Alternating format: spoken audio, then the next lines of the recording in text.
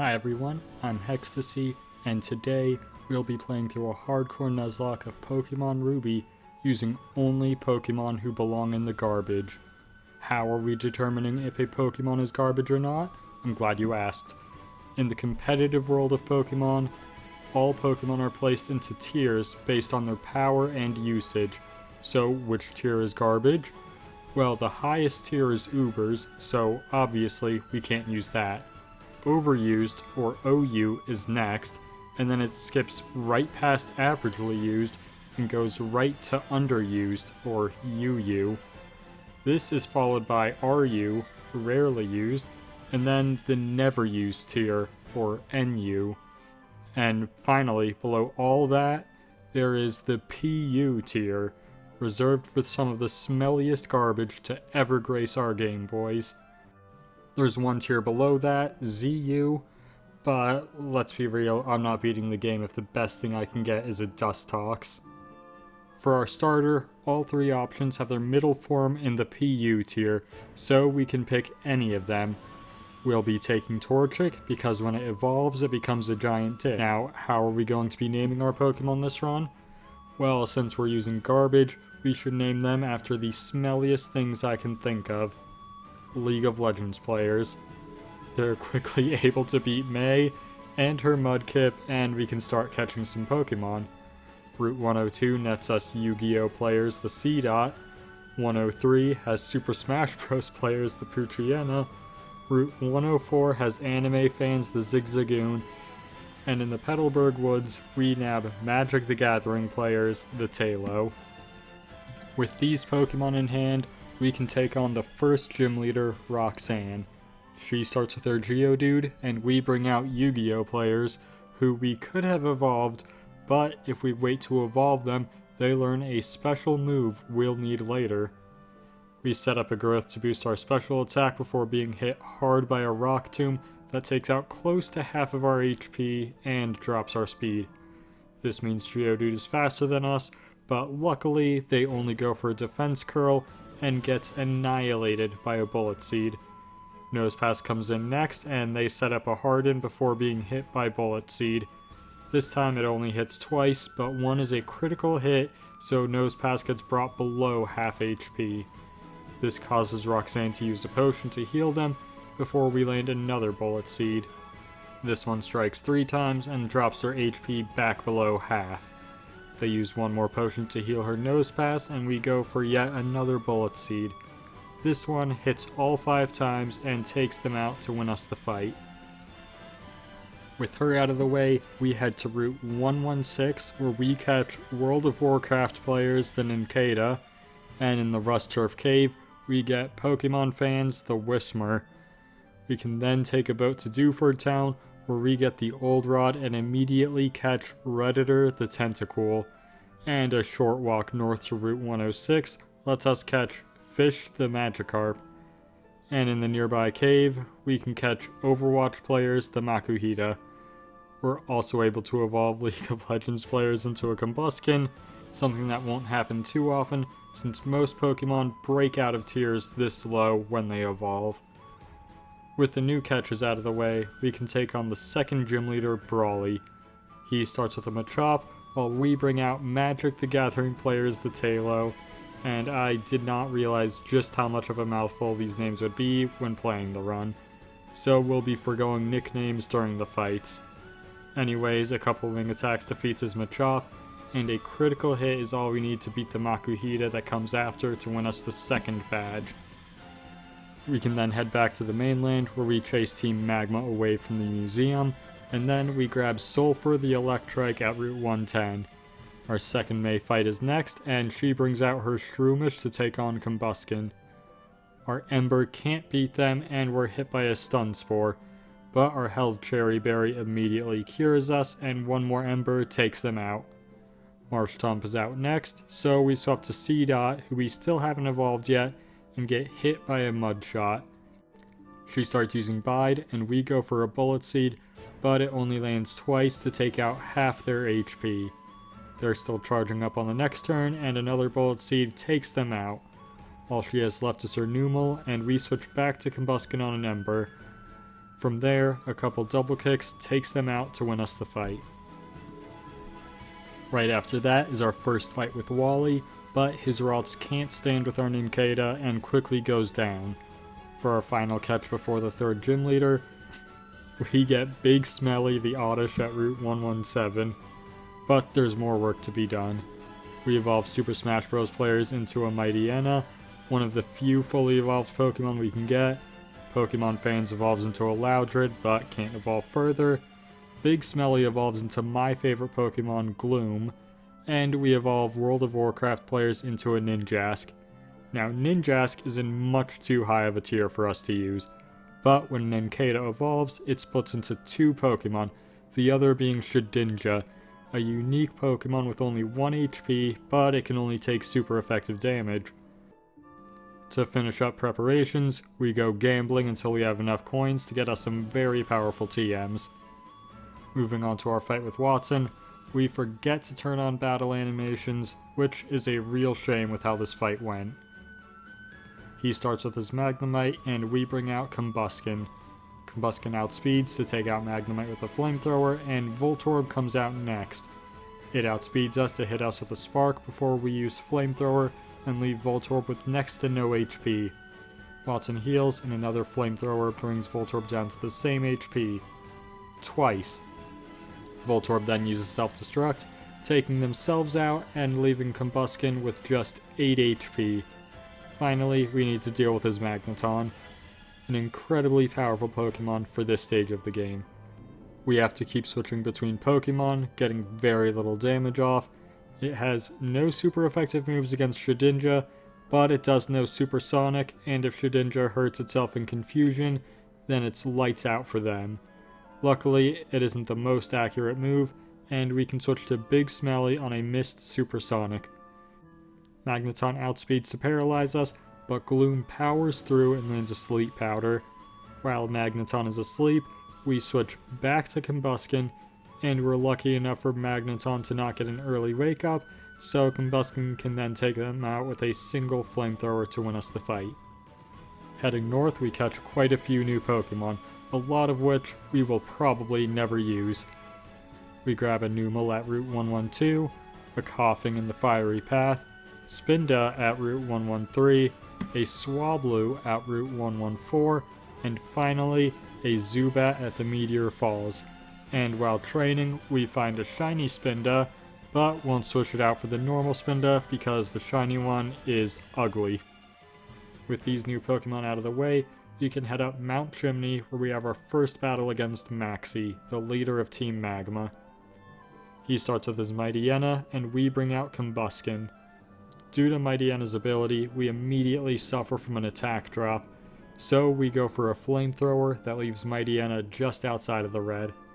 We're hit by a sand attack that lowers our accuracy, and Mightyena heals up with a super potion before our next Flamethrower misses. We go for another Flamethrower, which misses, and we're hit by another sand attack. We finally land a Flamethrower, and Mightyena retaliates with a critical hit bite. Another Flamethrower misses, and we're hit by another bite.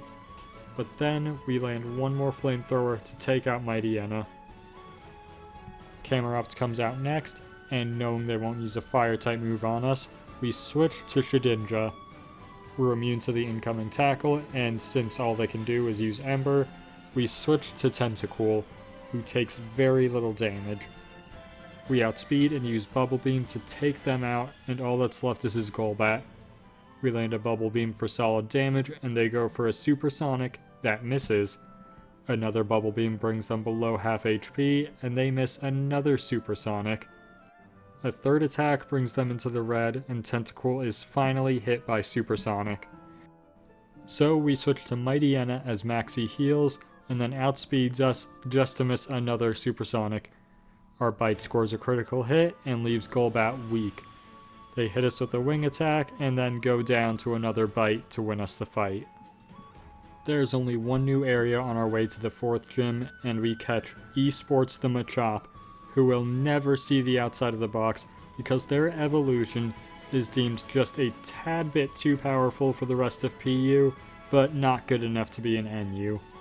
Speaking of the 4th gym, we once again forget to turn on battle animations after our training, but with Redditor the Tentacool, this gym should be a slaughter.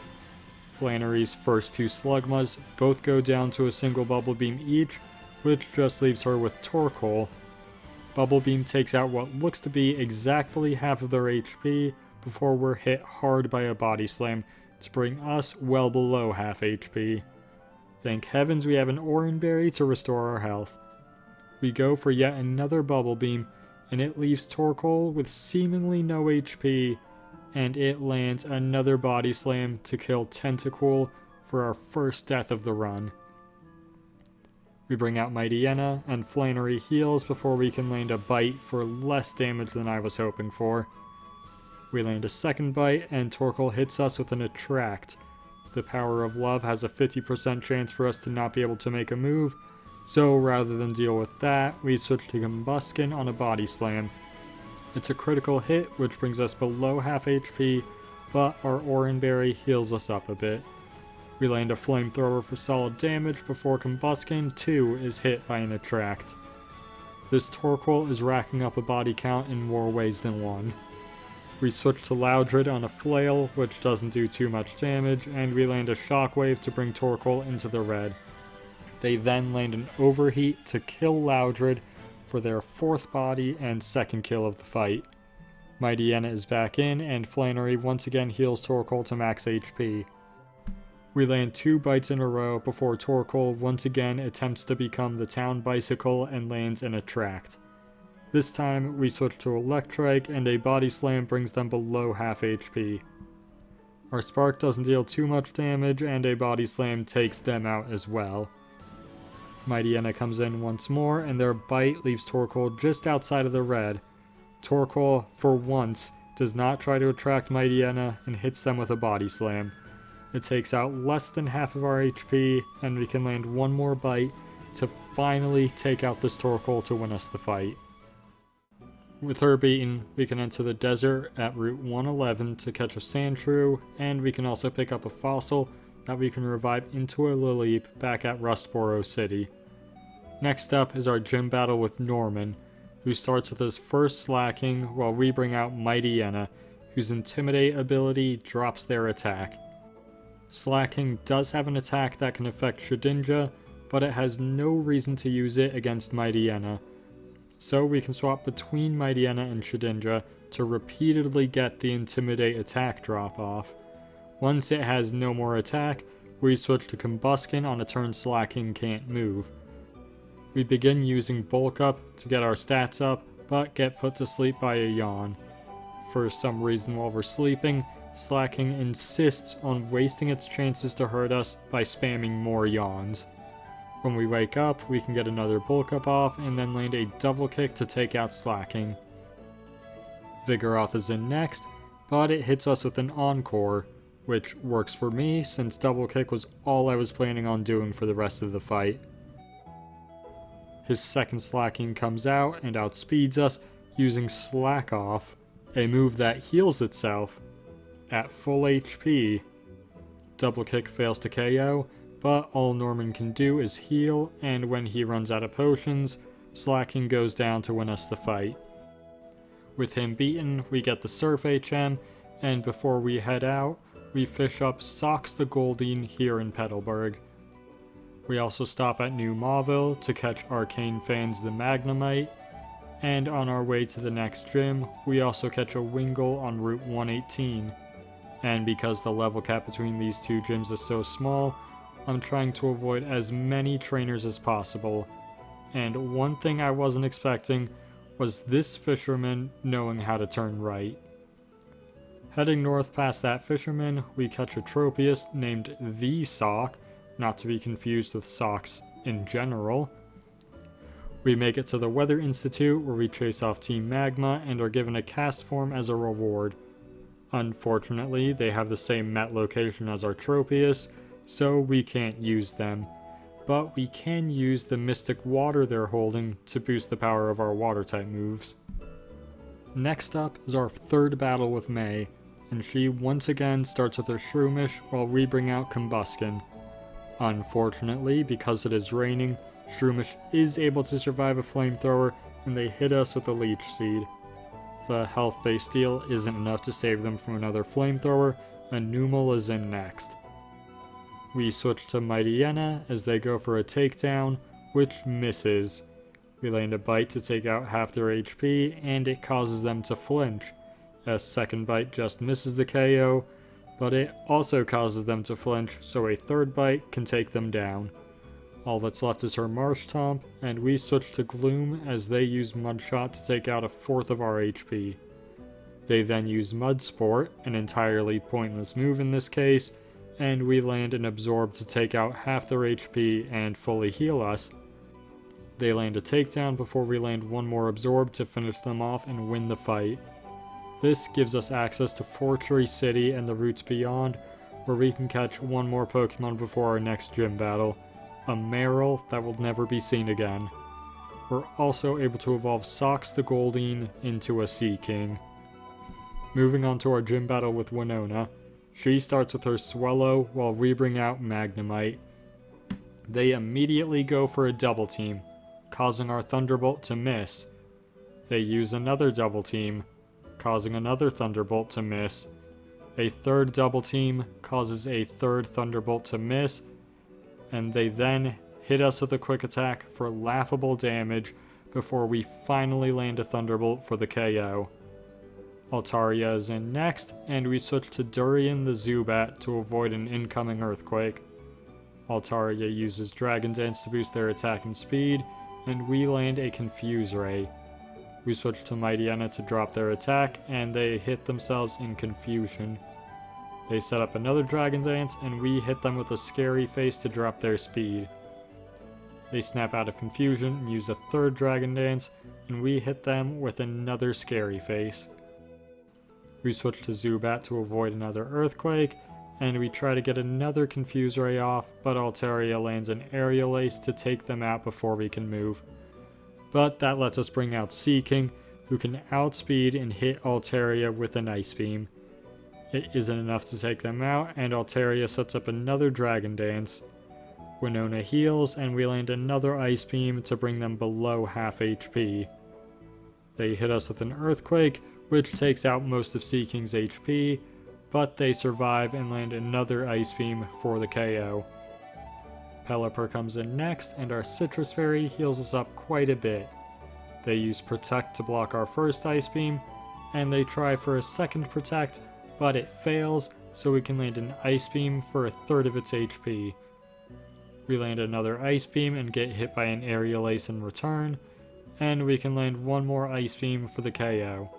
All that's left is her Skarmory, and we switch to Numel on an Aerial Ace. They land a second Aerial Ace to bring us into the red, but we then land an Overheat for the one-hit KO to win the fight. Afterwards, we backtrack to Route 115, where we catch Cheese the Jigglypuff, who we can evolve into a Wigglytuff. The final fully evolved Pokemon will be getting this run. We can then forward track to Route 121 to catch a Duskull and a Meditite at Mount Pyre, both of whom will never see the light of day again. While we're on the mountain, we deal with Team Magma and then head to Lily Cove City for our final fight with May.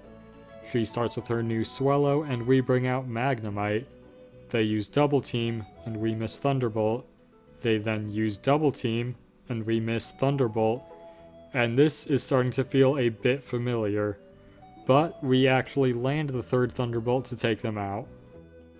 Marshtomp is out next, so we switch to Tropius to avoid an incoming Ground-type move.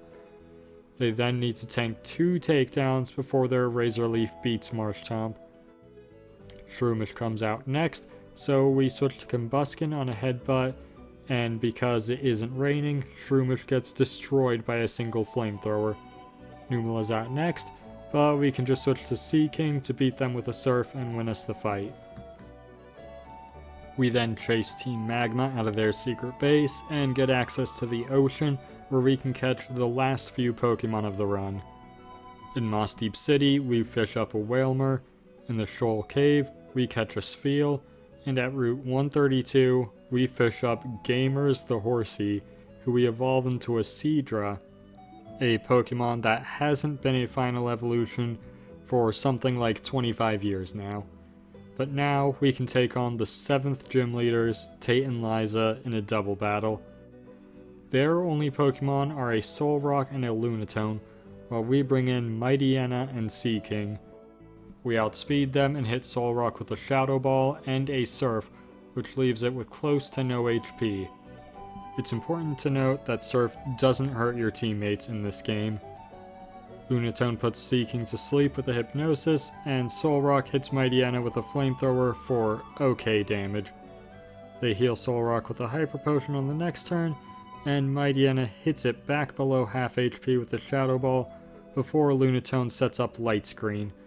But Ghost-type moves are all physical in this generation, so one more Shadow Ball takes out Solrock before Lunatone puts Mightyena to sleep with Hypnosis. With Solrock out of the way, we can switch Seaking out for Shedinja, and Lunatone can't hurt either of our Pokemon on the field. And a couple turns later, Lunatone goes down to Shedinja's Leech Life to win us the fight. Next, we head to the Seafloor Cavern to finish foiling Team Magma's plans, and we have our final battle with Team Maxie. He starts with his Mightyena, and we bring out Seaking, who can stop it with just a couple Surfs. Crobat comes in next, and it outspeeds us to land a Wing Attack for solid damage before we take out more than half their HP with an Ice Beam. While they heal up, we switch to Magnemite, who is hit by a Confuse Ray on the next turn. It takes a couple turns for them to get their act together, but they eventually pull through and take out Crobat with the Thunderbolt. All that's left is Camerupt, so we throw Zigzagoon out as a sacrifice and watch them get eviscerated by an Earthquake. But with their death, we can safely bring out Seadra to win the fight with a Surf. Angered by his loss, Maxie shines a blue light into Groudon's eyes, ruining their sleep schedule. Groudon breaks through the ceiling of the Seafloor Cavern, and we head to Sootopolis City to stop them. We send out a Makuhita against Groudon, and we run away. That's how we win. While we're in the city, we might as well take on the final gym leader, Wallace. He starts with his Love Disc while we bring out Magnemite, who avoids its first attack and takes them out with a Thunderbolt. Whiscash comes in next, and we switch to Shedinja, who is immune to all of its moves. In fact, Shedinja can't be hurt by the rest of his team, so even an underleveled Shedinja like ours can wipe the floor with the rest of Wallace's team given enough time. And all that's left for us is to head through Victory Road and take on the Elite Four. At the end of Victory Road, we do have our second and final battle with Wally. He starts with his Altaria while we bring out Wigglytuff. He uses Safeguard, but there's no safeguarding Altaria from Wigglytuff's Ice Beam, which scores a one-hit KO. Delcatty is out next, and it survives our Thunderbolt and puts us to sleep with Sing. This gives Wally time to heal with a Super Potion before Wigglytuff wakes up at the earliest possible turn and takes out Delcatty with a second Thunderbolt anyways.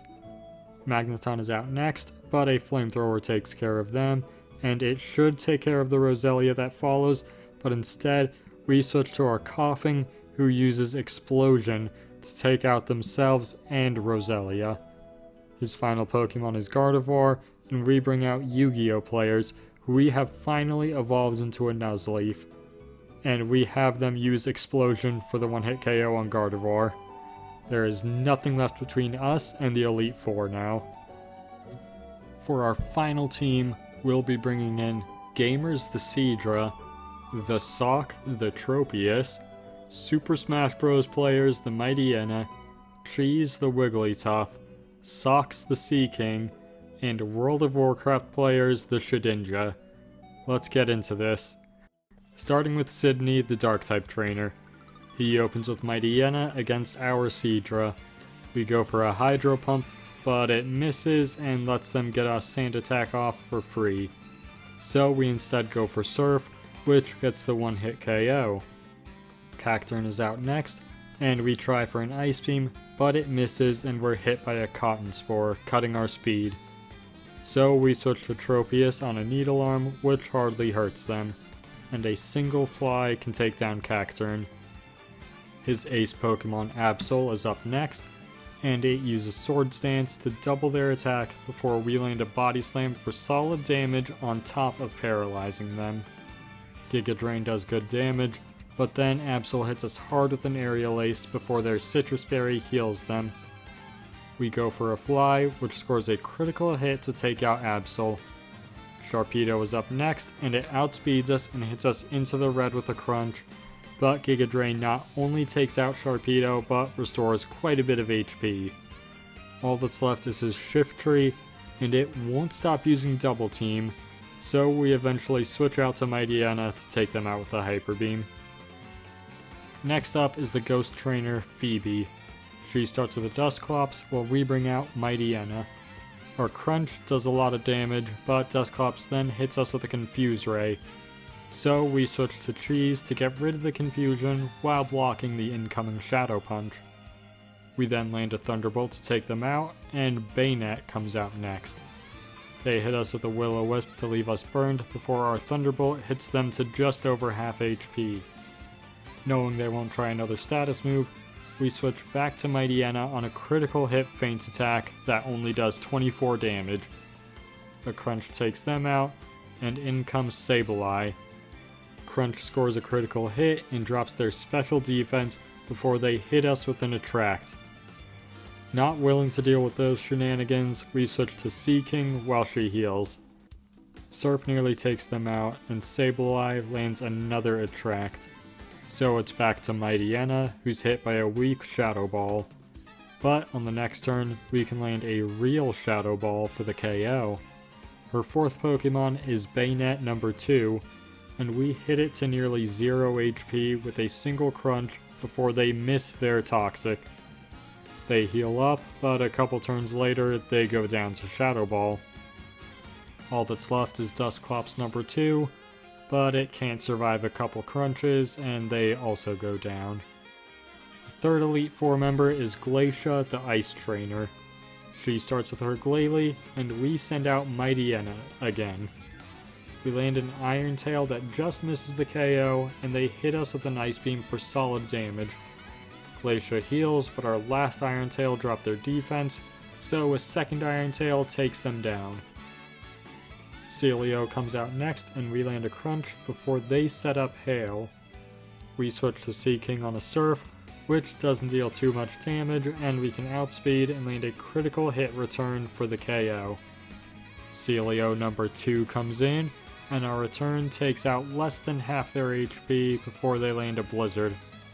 It doesn't do much, but it does freeze our fish. We take a turn to try to dethaw, but it doesn't happen and they just take more damage. When the hail stops, we see our opportunity to switch to Wigglytuff while they set up hail again, and they can land a Thunderbolt to take them down. Glalie comes in next, and it outspeeds us to hit an Ice Beam for good damage, but we then land a critical hit Flamethrower for the one-hit KO. All that's left is her Walrein. We switch to Seadra on a Surf, taking out close to half their HP. We go for Toxic, but it misses and we're hit by a Blizzard that brings us to just 6 HP and leaves them frozen.